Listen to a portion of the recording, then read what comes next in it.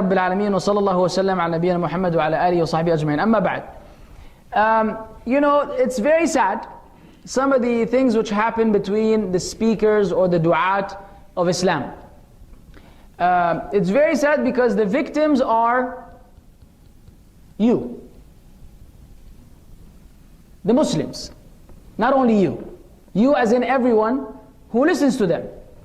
And it is not fair that the Muslims have to suffer because of the differences among the du'at, unless that difference is so valid so that it has to be addressed as means of protecting the very people that we're supposed to be trying to guide, including ourselves.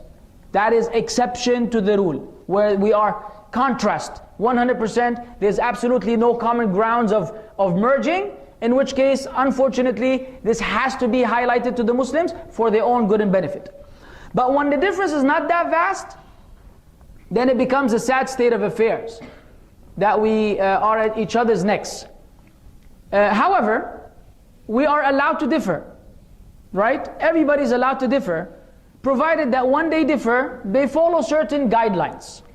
These guidelines entail justice, first and foremost. Secondly, respect. Now we all fall short. I'm one of them.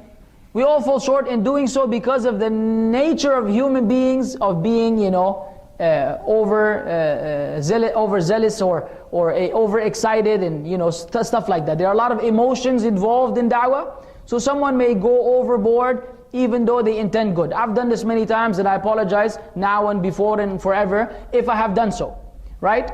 But let's try to unite when it comes to these issues. And if we cannot unite because we differ on the fundamentals, then let us try to minimize the damage and the fitna so that the Muslims will not be affected. I'm saying this because out of nowhere, some person, I'm not going to mention his name out of respect because he didn't mention my name, so I'm going to treat him equally. Even though he insulted me later, I'm not going to insult him back, seeking Allah's pleasure. But anyways, this person, out of nowhere, made a post on his Facebook, which was immediately forwarded to me by many people. It went, I don't know how it spread so fast, but you know, every few minutes on WhatsApp, on email, somebody, brother Fulan, it said, you know, this about you, check this out, read this. Okay, no problem, let's go, let's see what's going on. So I go to read this post, which reads, a brother, this is that ex-person, he said, a brother forwarded me a link to a video where a young, seemingly overzealous and clearly mistaken speaker, right here, claims that saying Merry Christmas is worse than murder. And this will be the third clip we will have, right? To the Christians, right? Because it's that video which I told you about where we said that don't say Merry Christmas to even aliens because it's a very, you know, big thing in the sight of Allah. You're acknowledging that Jesus, or the Son of God, was born on 20th December, so on and so forth. So, and then Ibn Qayyim was quoted in the context. Anyways, so he said, I do not know this person, and there's no need to mention names, thank you. And please do not link to any videos in the comments or they will be deleted, which they did. But I must say that such type of rhetoric has harmed Islam far more than the rhetoric non-Muslim haters spew. Fine. It truly amazes me that anyone with a positive IQ, thank you, and an atom's weight of understanding, which means I have neither. No IQ, sorry guys, you've been listening to someone who's brainless this whole time. And no understanding, no atom of understanding, actually believe that in our religion, saying Merry Christmas is worse than murdering someone? Think about what you're saying. That's what he said. So far I'm quoting him, right? So no one who has any brain whatsoever, and this is so grave, what this being said, not because of me, I'm nothing, zero, nada. Because Allah said that. Who knows the reference? That Merry Christmas, saying Merry Christmas, what it entails. We will see what it entails, okay? Let's say Merry Christmas equals shirk. Is it equal shirk or not? Is greater than murder. Does anyone know anything from the book of Allah?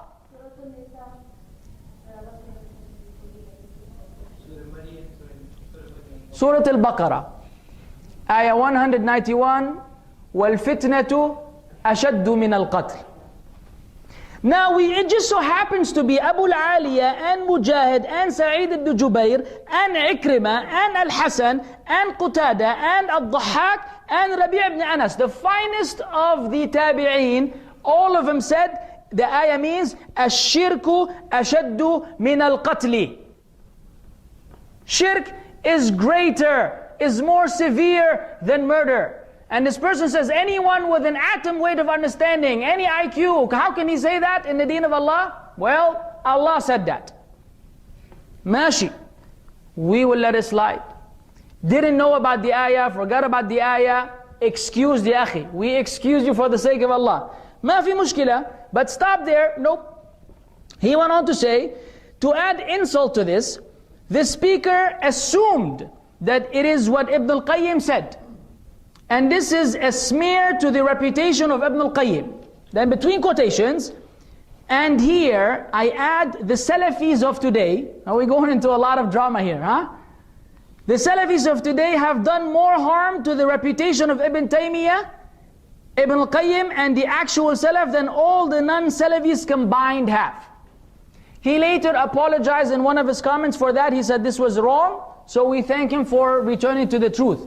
Because there's no way, and when he uses Salafis, I don't know what he means by that, but we all agreed before that we follow the way of the Salaf. This whole name calling and groups and titles and ahzab, we have nothing to do with it. So if he's referring to a particular website or a particular group of people, that's his business, which he might have affiliated me with erroneously, I forgive him as well. However, we are speaking about the way of the Salaf. If you refer to yourself as that, as following the way, even though that name can create some issues as you have seen in this life. He said, so they have done more damage to Ibn Taymiyyah and Ibn Qayyim than all the non-Salafis combined. So all the Sufis who hate Ibn Taymiyyah more than they hate anything in the world, more than they hate Shaytaan. And all these deviant people who hate Ibn Taymiyyah because of his strong position about the Sunnah, they did not do as much harm as the people who are quoting him, such as myself and others. He apologized, Jazakallahu khairan wa zadaka hirsan wa ud. He said, Ibn al-Qayyim actually writes that congratulating non-Muslims for their kufr beliefs, realizing that you are congratulating them for those beliefs, and put a few lines under this, because that addition is not from Ibn Qayyim's words. That's his own insertion. His own analysis of what he wanted to understand from Ibn Qayyim. I repeat. He said that Ibn Qayyim actually writes that congratulating non-Muslims to their kufr beliefs, realizing that you are congratulating them for those beliefs. So now he's adding in niyyah, that you must believe, okay, Jesus was born on 25th of December, so when I'm saying Merry Christmas, therefore I believe now Jesus was born. So if you have all these beliefs, then you say it, then you have a problem. Otherwise you don't have a problem. Is worse than congratulating them for acts of transgression and sin such as fornication and murder. He said, notice the vast difference between what the speaker said and what Ibn Qayyim wrote. Even Ibn Qayyim, now he goes another strange allegation against Ibn Qayyim. Even Ibn Qayyim allows the return of generic greetings to non-Muslims that does not incorporate theological praise of un-Islamic beliefs. Can anyone give me an example of that? Now I'll give you an example of that. You are allowed, according to Ibn Qayyim and any scholar on earth by the way, you are allowed to return generic greeting for something which does not incorporate any theological, religious value. Like, good morning. Or according to that brother, happy morning. Remember him? The Ramadan wada'? Mashi, you forgot. So, if you say good morning, can anyone say you cannot say to the, good afternoon? Or how are you, I'm doing well, or things, any greeting of the sort? No. So Ibn Qayyim said, which is correct, that you are allowed to return the greeting if it does not incorporate any theological praise of un-Islamic beliefs. Good morning has nothing to do with this. Ma fi mushkila. And that Ibn Qayyim's view, and he said that is Ibn Qayyim's view, and there are other views as well. Then he said, It is my position, based on many classical scholars, we ask him to enumerate them, please, for the sake of Allah, and then for the sake of your audience, and for the sake of the Muslims. Who are these many classical scholars that you are referring to here? That it is my position, and many classical scholars, that there's absolutely nothing wrong with saying a generic greeting, even on the occasion of a non-Muslim holiday. Examples of this are, may God bless you. Can someone translate that to Arabic, please? Barakallahu feek. Have you ever been able to say to a non-Muslim, Barakallahu feek? Does your heart, your tongue allow you? No matter who it is. Do you feel it's okay? Barakallahu feek. It's the fitrah of Allah. It's the fitrah of Allah. Hey, he said such as, may God bless you and best wishes, and other such neutral phrases, and then he put between parentheses, or even Islamically positive statements for each of these can be a dua for hidayah as well, fine. The evidences for this are beyond this small posting. We also ask for these evidences. Too many evidences, cannot even mention one of them in the post. We would ask, please, for the sake of Allah and the Muslims, Ya akhi, tell us these evidences which allow that. Because what we remember from the Prophet ﷺ is that the Jews would do what?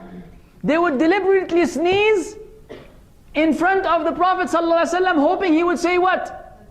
Yarhamukumullah. And he would not say it sallallahu alayhi wasallam. He would only say Yahdikumullah. May Allah guide you. He would not want to say Yarhamukumullah, because mercy is only for the believers. But he has many other evidences, but the post doesn't allow it. Mashi. We will let it slide as well. But I merely wanted to point out that we need to be careful of having little knowledge, for a little knowledge is a very dangerous thing. Indeed, such as forgetting the ayah, وَالْفِتْنَةُ أَشَدُّ مِنَ الْقَتْلِ. Again, don't put anything about the person. His main intention is the misinterpretation of Muqayyim's reputation. Let's see here. I'm going to skip some stuff. Okay. He said later on, I do not expect the people, because of course, subhanallah al-azim, things backfire. This post I think has been read, has 2,000 likes right now, last I checked before I came. Around 1,800 something, 109 likes, and around 400 comments. People commenting. People are not happy, people are confused. So they're saying, so can we say Merry Christmas now? Because they all understood from the post that it's okay to say Merry Christmas now. Because it's a generic thing, you don't intend it, therefore it is halal. So anyways, he tried to explain it, but I'm just letting you know what happened.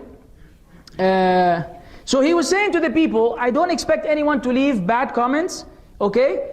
If you, I do expect some Islamic manners and human decency to be observed. Some of the comments on this post were downright disgusting, and I will not tolerate such language being used towards me or towards any other Muslim. Am I excluded, ya akhi? Am I excluded? If you don't tolerate this towards any other Muslim, then where happened to the person with no IQ and zero understanding of the deen, and how can someone say this? What happened to my right as a Muslim of yours? But it's okay. It's okay that I get spoken about like that as a Muslim. I don't care about myself. Besides Ibn Qayyim also, and then others you will not allow. So actually anyone who kind of left a comment which was not really or was supporting, it will be deleted. And anyone who would say some gibberish, it would be left, even if that person was calling to all kinds of deviance. Double standards. Now, I will quote what Ibn Qayyim said, and then I will give some comments on this issue. Don't panic. Okay? I'm going to read it in Arabic, inshallah. He said in his book, أحكام أهل الذمة, حيث قال وأما التهنئة بشعائر الكفر المختصة به فحرام بالاتفاق، مثل أن يهنئهم بأعيادهم وصومهم فيقول عيد مبارك عليك، أو تهنأ بهذا العيد ونحوه، فهذا إن سلم قائله من الكفر فهو من المحرمات، وهو بمنزلة أن تهنئه بسجوده للصليب، بل ذلك أعظم إثما عند الله وأشد مقتا من التهنئة بشرب الخمر وقتل النفس وارتكاب الفرج الحرام ونحوه. The ruling, he said in his book, as for congratulating the disbelievers for their religious ceremonies that have kufr attached to it, Merry Christmas, does it have iman or kufr attached to it? Listen to this. He said, such as, then it is not permissible according to the consensus. All of the scholars of Islam agree. For example, Jazakallahu khairan ya Ibn Qayyim. Jazakallahu khairan for give us an example, because you will see what that person gave you as an example and what Ibn al-Qayyim said, which he claimed to be defending. Ibn al-Qayyim said, rahimahullah, for example, saying to them, may you have a blessed holiday. Or may you enjoy this festival today. Remember, may Allah bless you, and may you have a blessed holiday. Which is worse, actually? The first one, may Allah bless you, versus have a blessed holiday, it's a more generic. He said, if the one saying this is saved from kufr, if Allah saves him from being a kafir for that mere statement, a statement of disbelief. Why? Because of the concept associated with it and your approval and endorsement. I'll give you an example. Someone is stealing a car. And you walk by him and you see him stealing, say, may Allah give you success. May Allah grant you success, and you break in as soon as possible before the owner comes. Is there anything generally wrong with asking Allah to give success to a believer? No. Is it allowed in this context? No. Is it mockery of Allah? Yes. Because you're asking Allah to allow sin to happen, and Allah hates sins. You're asking Allah to give success to a person to disobey Him. The issue is not in what you say, the issue is in what you approve. You're acknowledging theft, even though you're making a good dua. Let alone when the dua is married for something merrier, good. Christ Mass has to do with Christian festivals and holidays, so on and so forth. This is even more grave. More grave. He said, if you're free from kufr, then this is among the muharramat. And it is equivalent to you congratulating him for prostrating to a cross. Rather, it is more detested to Allah and hated than congratulating him for prostrating to for committing fornication or drinking alcohol or killing someone. This part he's right about.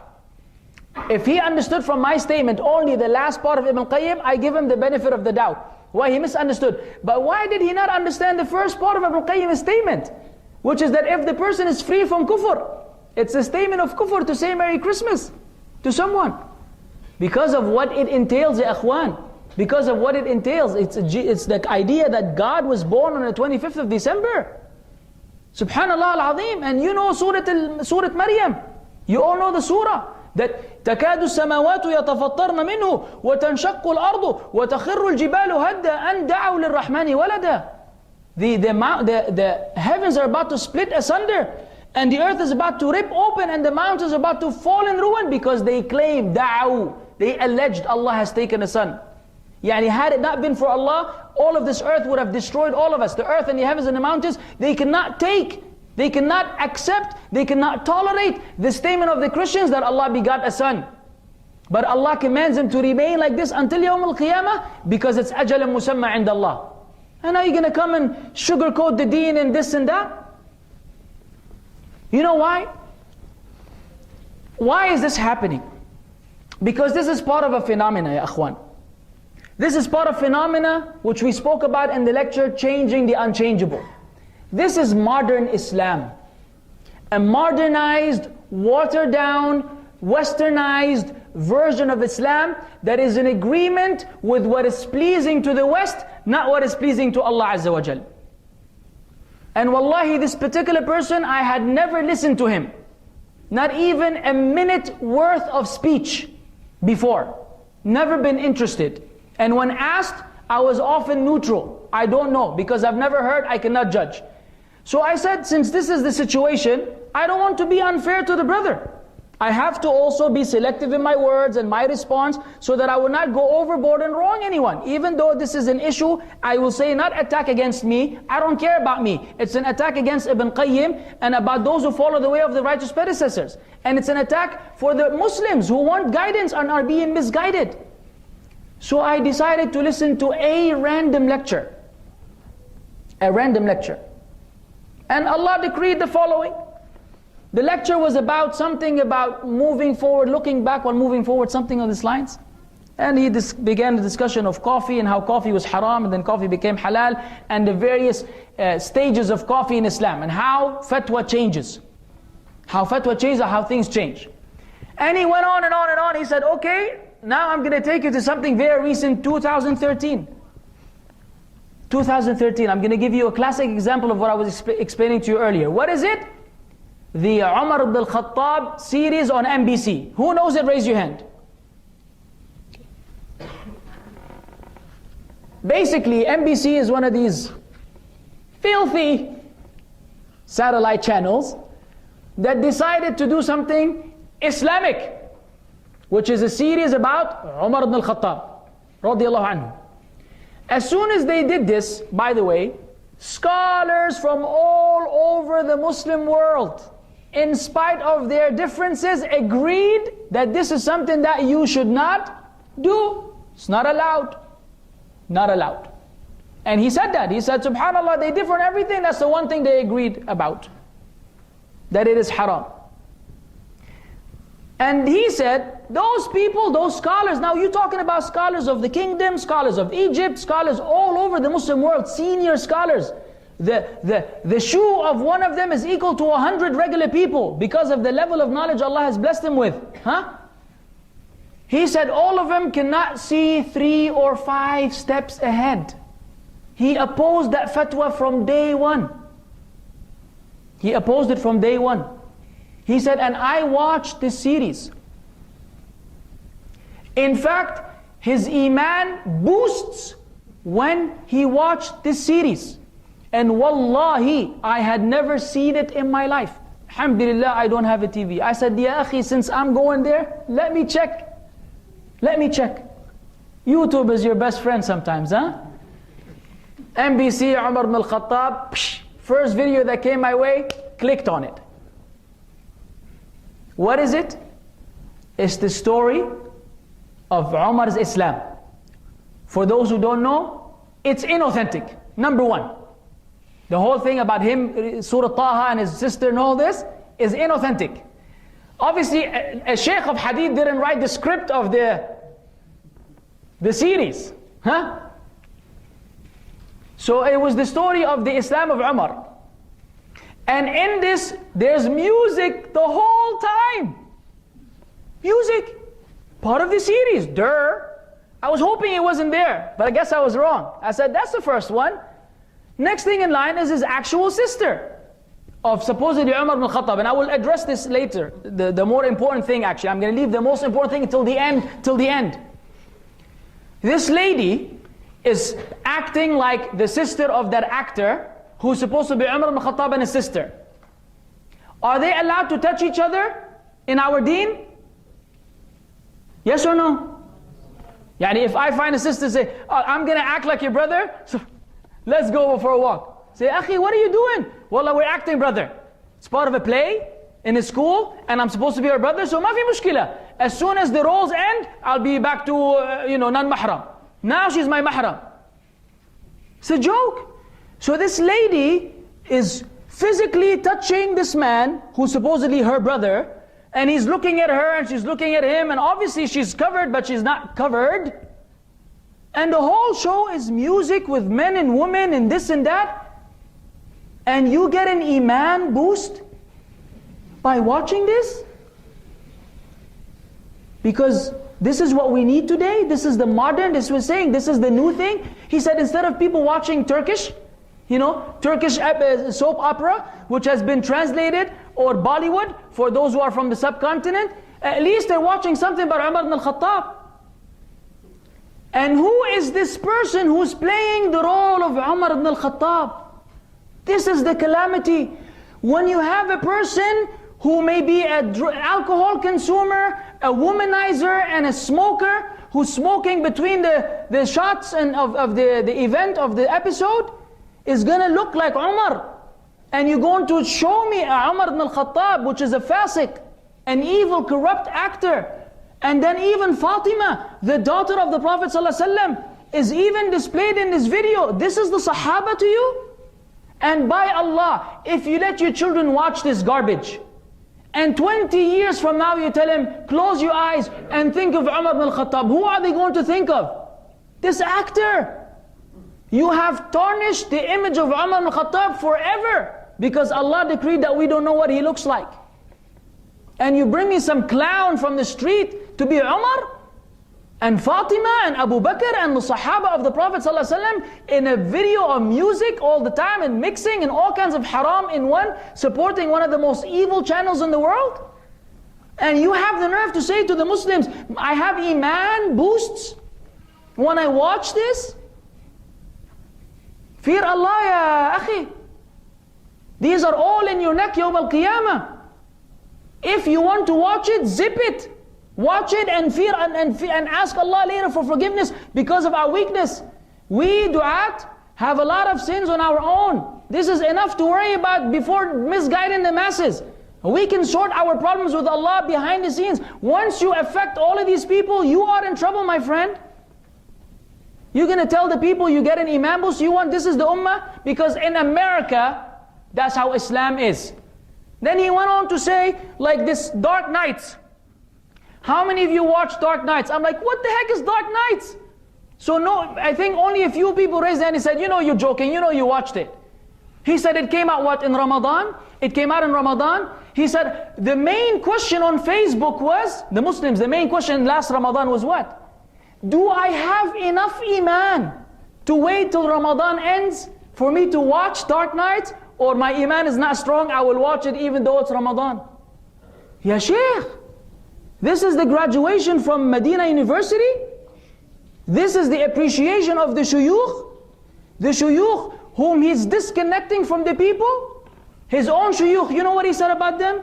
To prove his point that he is modern scholar who understands, and all of these backward scholars don't understand. He said when in Saudi Arabia, when radio first came out, the scholars were against it. They said no radio.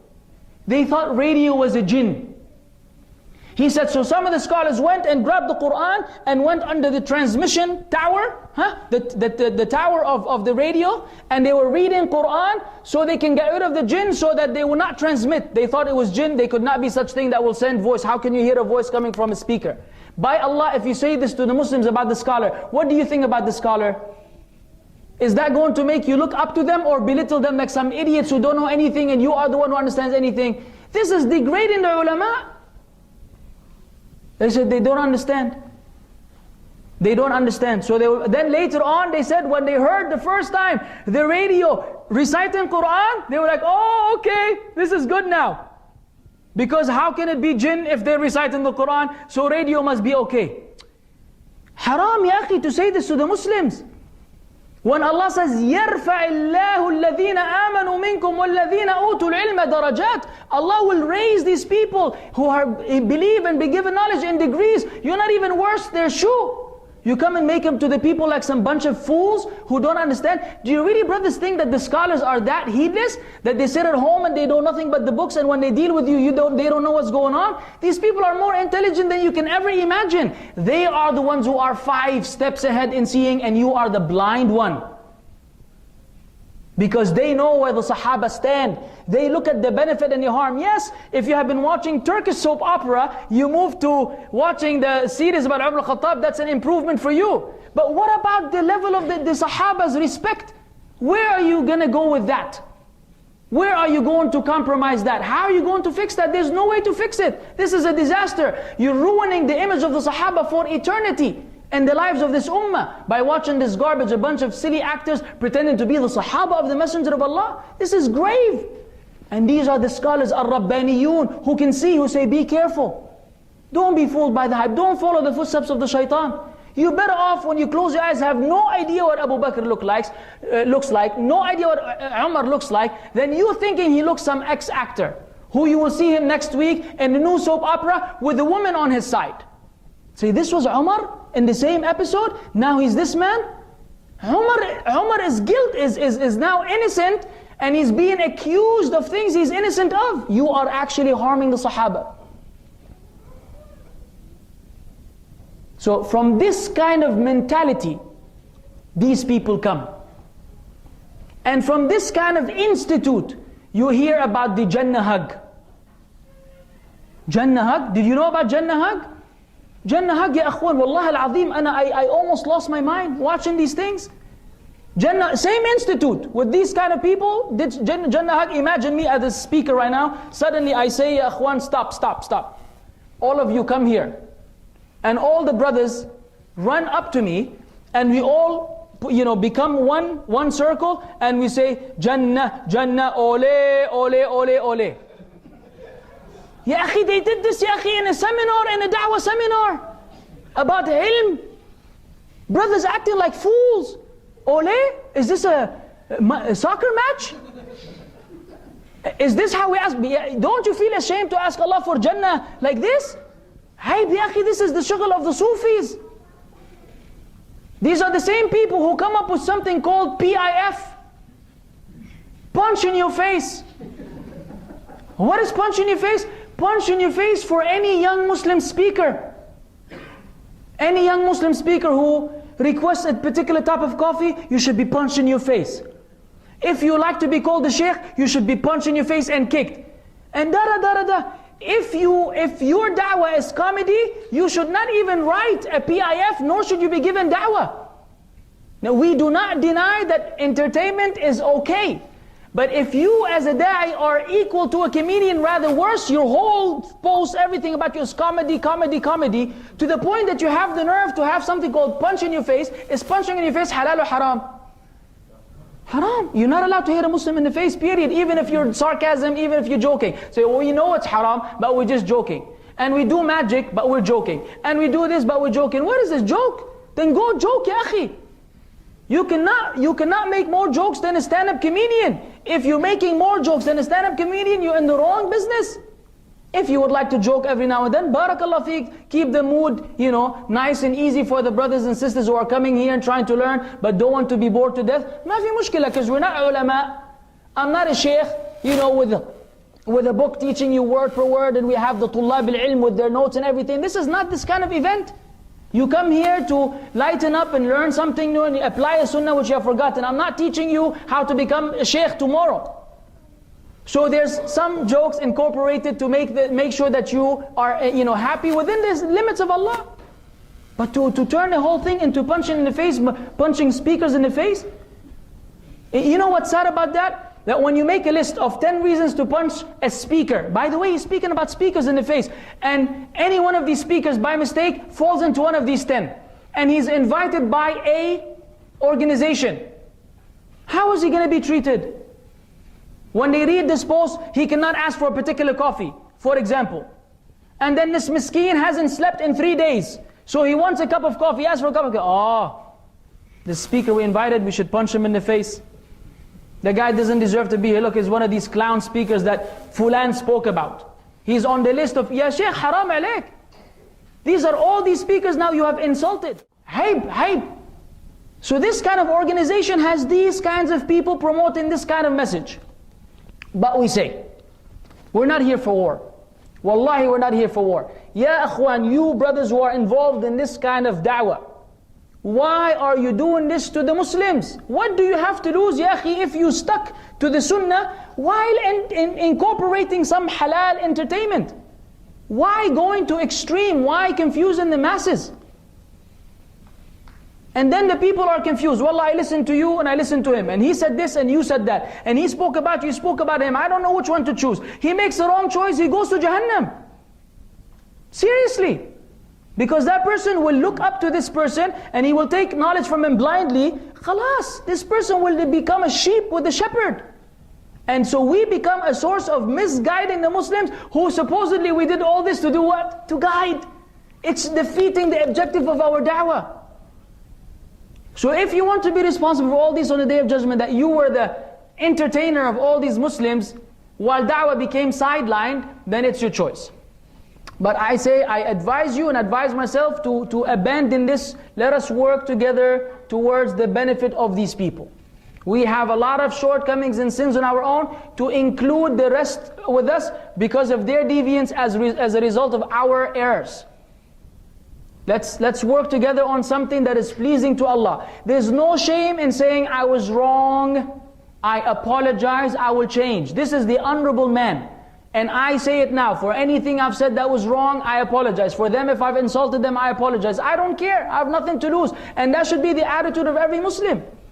Because there's no point in staying wrong and getting arrogant about it and saying, well, if you don't like me, you have an attitude problem. Why? If so many people don't like what you're doing, something is wrong.